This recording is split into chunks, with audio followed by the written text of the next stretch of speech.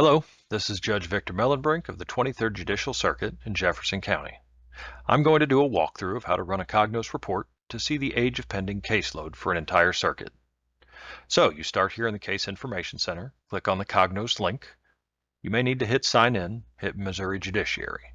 Once you're signed in, click on the JIS Reports, and then you go to Court Tools. We are going to be running an Age of Pending Caseload report. That's Court Tool 4. As another reminder, an Age of Pending Caseload report is a snapshot report. It runs the report for a particular point in time, which is almost always going to be the current date. It will show the state of things as they are right now, so I'll leave it on today's date. We need to scroll down and select the individual judge. You can select one judge or multiple judges. If you want to select more than one, hold the Control button while clicking. Since I'm running this report for the entire circuit, I'll hit Select All. Next, we need to select which case categories you want to run. Once again, if you want to select more than one, hold the Control button while clicking. For purposes of this video, I'm going to select all. Next, we need to select how we want the information sorted. Usually, we'll be choosing Judge, Commissioner, and Case category because that will break the information down by individual judge. However, for purposes of this video, I'll be selecting Location and Case category because I'm running it for the entire circuit and I don't need it broken down by individual judge. If I need to run a report later to get that breakdown, I can always do that. Finally, we need to choose a location.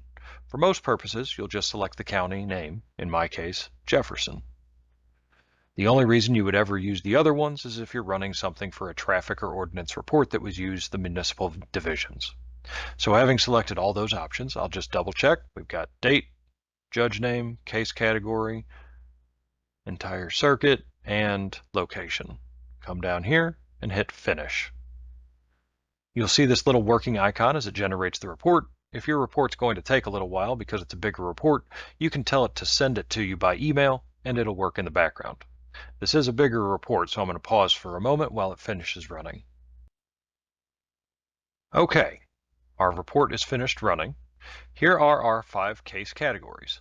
The first column is cases less than 90% of the time standard, which I refer to the green zone.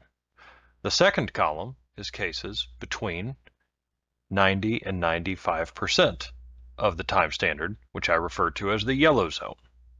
The third column is cases over the 95% time standard, which I refer to as the red zone. The fourth column is the total number of pending cases, which is just these 3 other numbers added up.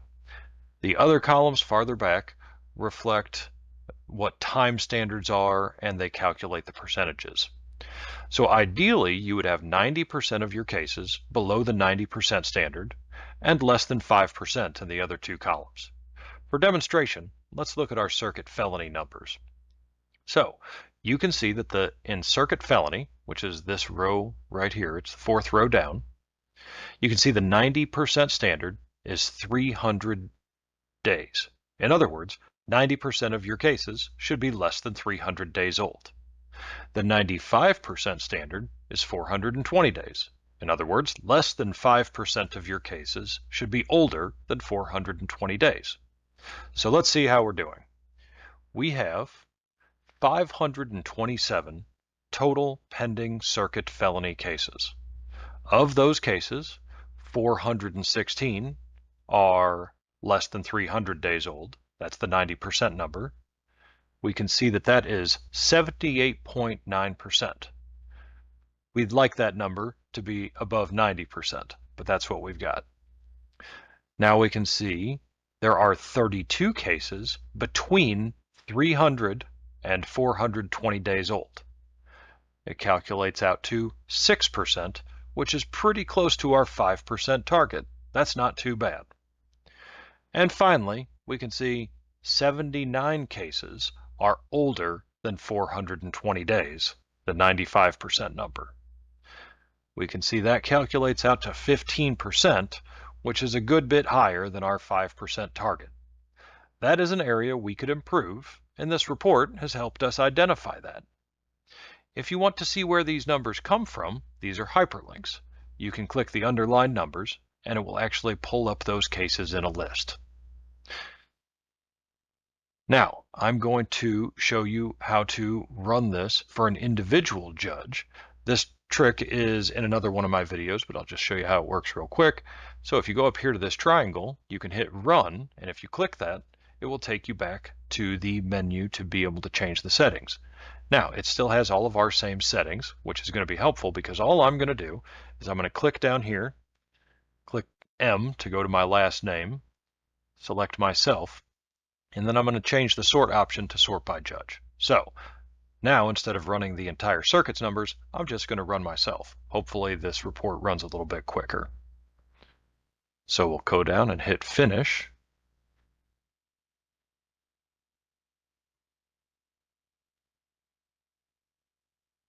And I could have just selected circuit felony if I wanted to do that, but it's going to show me all of the case categories. So you can see, now it's just showing an individual judge, myself.